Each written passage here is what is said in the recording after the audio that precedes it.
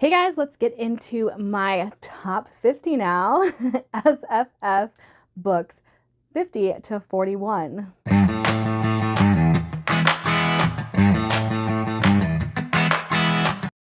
All right, here we are back for the top half of this countdown. I'm so excited.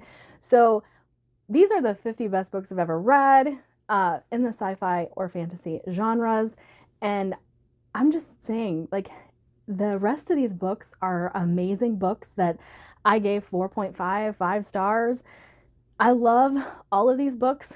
For this video, it is still kind of, you could put them at 50 or 41 and I wouldn't be mad about it.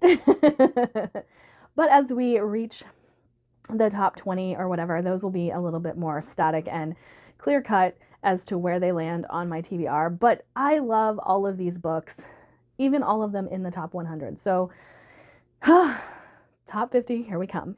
Okay, you guys have heard me talk about this series a lot over the last year, and I do have to say, this is coming a little lower on the list because I didn't quite like the follow-up book as much as I liked the initial book, but Escaping Exodus by Nikki Drayden. I have read Symbiosis. I gave it a 4-star. However, I loved the weirdness of this book so much. It is very strange. These people are living inside of a space beast after Earth has kind of devolved into nothing. They had to run away, they had to escape. And now they are harvesting the inside of this beast to survive. And they come to find out that their space beast is dying and now they need a new plan. So that is pretty much where we are with this book. But if you think about what it means to live inside another being, they do have to traverse some very odd places. And I've heard a lot of people say that they couldn't wrap their mind around this idea. Totally get that. But I absolutely loved this book. The politics and everything like that. The way relationships are done in this is a little strange too. So you kind of have to wrap your mind around polyamory and the way it could be set up politically. But yeah, I mean, it's really dang good. I love it. Next, we have Among Thieves by MJ Kuhn. Again, loved this book.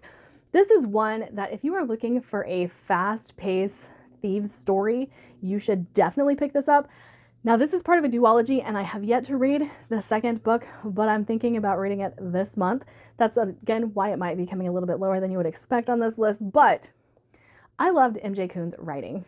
This is gritty, it's fun, it's dark, and it's one that if you are a fan of like Six of Crows, stuff like that, this is like the grown-up version of Six of Crows. And I really just love that about this. Six of Crows is one of my favorite series. Obviously, we haven't got there yet, but I loved the fast-paced, action-packed like story that this delivers, and the world building in here is quite great. And I'm just excited to get to the next one. That's all I can say. But if you are a fan of thieves, this is definitely one that you should pick up. Another series that I need to pick up the next one immediately would be Savage Legion by Matt Wallace. I loved this first book. So we have a main character who's lost the man that she loves to the Savage Legion. Now, this is a society of people that most people don't want to believe exists. And what they do is they kind of just take these people and throw them on the front lines in a war. Like, that you don't sign up, you're just kind of pulled in and they send you off. And she gets herself caught and sent off to the Savage Legion so she can find the man that she loves. But it is brutal. It is bloody. And that's just her POV. Now, we also have a noble woman in this series who's kind of fairly typical noble. And she is actually the one betrothed to the man that she's going after. However, they are both aware of their situations, and no one has any like reservations about this relationship going this way or that relationship going that way. They just want to find the man that they love. And I thought that both scenarios, both storylines played out really well. And I really, really need to get to the next few books in this series because I thought the first book was great. All right, I know a few of you guys have been waiting for me to bring up this particular author, and this one is coming a little bit lower on the list. Not because I didn't love it, because like I said, all of these books I love, but because the series that I read from this person is so elevated in my brain that this one kind of just came off as like a fun romp in that world and didn't quite reach the same gut-wrenching like impact that the final book of that series did. But I have Down Below Beyond by T.A. Bruno. Everybody should read this. If you like space operas, you should read this. If you like found family, you should read this. And I got something stuck in my head for a few days after reading this, and I kept saying it, and everyone was like, I'll just say it, revolution. But that part just cracked me up, and it was so great. And you'll know when you know. But yes, I love T.A. Bruno's writing so much. I've said this many, many times. His books start slow, but he builds and builds and builds and builds, and the story grows as you keep reading. And I really, really like that about his writing. Yeah, found family aspect of this, so great, so great. And I think everybody should pick up this book and read it. Next, I am going to add one of my final, I think it might be my final urban fantasy series onto this, and that would be The Others by Anne Bishop. Now, I've never owned these books. I'd listened to all of them via audio, but I have collected the secondary series to this and just haven't read them yet because I'm afraid it's not going to live up to the first series. But we have a young girl who is kind of a prophet. She's a blood prophet. And because of this, she's raised in a facility where they use her and her prophecies. And she escapes this facility, finds a wolf pack, werewolves, and joins up with them. And the main alpha of this wolf pack just kind of takes her in under his wing and adopts her. However, she is very childlike in the way that she thinks because she's never been in public view before. She's always been in her own little room and being shown all of these images and everything like that, but never allowed to leave. She knows nothing of the real world, and the pack kind of teaches her and raises her. It does blossom into a romance between her and the alpha, if that's not something that you think you would like the dynamic of, because he does sort of teach her about the ways of the world, and then that happens. So, but he always treats her really well.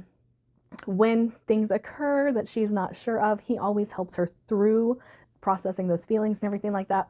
So I don't think that it's any kind of grooming or like poorly written, but it's very sweet, and it's one of the sweetest romances that I've liked. Usually I go for the darker stuff. I don't do friends to lovers usually, but this is exactly what this is. However, there's a lot of dark action that happens along the way. There's a lot of dark things that happen in the books, just not so much in the romance aspect of the story. And I think I liked that. Like there were dark parts and there were lighter parts and there were romantic parts and then there were very violent parts, but it was so good. And it's probably my favorite urban fantasy series that I have read that holds up, because we've talked about Laurel K. Hamilton and how a lot of the newer books devolve into smut, and that's not my thing when I'm going for fantasy, really. Now, I do go and read smut by itself, but I was disappointed that our badass main character, Anita Blake, kind of just devolved into this skanky creature. And it does not happen with the other series. Next, we have a favorite from last year. That would be Dead Silence by S.A. Barnes. Now, this is sci-fi horror, and this is one that I feel like actually captured what claustrophobia feels like in writing, like made me feel it in the book. And we have a ghost ship that, like, people have thought that this ship, like, was lost long, long ago. However, the salvage crew, for some reason I can't talk right now, finds this ship and decides to board it and see what happened. When they get on board, all they see are dead bodies. However, people aren't killed in the way that they thought that they would be killed. Like, it wasn't a suffocation from some component going out or anything like that. They didn't seem to die of like a mass poisoning or anything like that. They are killed in very strange ways. And so the salvage crew that found them starts to investigate, and things go very wrong very fast. I loved this. I know that there's a lot of people who kind of put it at like a mid rating, and there is a romance in this. I overlooked it whenever I read it the first time because I was so intrigued by the mystery of this ship that it didn't register. Romance is not something that bothers me though, so if romance bothers you, this might not be your thing. But I enjoyed the heck out of this because it's everything that I like. It's sci-fi, it's horror, it's romance, and it was dang good. Now, when I first started reading sci-fi, I actually started reading with this book right here, The Space Between Worlds. I didn't know that I liked sci-fi. Like, I like Star Wars. Mass Effect is my favorite game. It didn't click for so long that I liked sci-fi. And then I picked this one up. I love this book so much. When I first started reading sci-fi, this was in my top 10 sci-fi. I've read a lot of sci-fi since then, but I still love this book. And we have a girl who, there are parallel worlds like all over. They've stumbled across like hundreds of different parallel worlds and they figured out how to navigate to them. However, you can only navigate to a parallel world if you are dead in the other world. If you are alive, it causes all kinds of chaos and can kill you, can rip you apart. So we have a girl who's been killed off in 372 of these worlds. And so she is used as the main jumper to these parallel worlds. And things start to happen where we realize things are not what they seem. This is a very twisty, turny book. It does have a sapphic relationship at the heart of it. And I really, really enjoyed this so much, so much. And I don't want to give too many things away because I feel like this is a book best just delved into and explored on its own without having much of a synopsis other than what I just said, so that you can just kind of enjoy the adventure that is here. And like I said, there's a lot of twists and turns. So if that's the kind of thing that you like Megan E. O'Keefe, this is probably a book that you will enjoy. Okay, I have to talk another sci-fi here. We're doing some sci-fi. The First Sister by Lyndon A. Lewis. I'm recommending this series. I've read the whole thing. I do love this quite a bit. However, I do think my ratings of the book go down with each installment. Not to say that the final book was bad, because the final book was still a 4-star for me. However, the magic of The First Sister, the magic of this book, is kind of gone by the third book. This is a very intimate view of the characters' lives.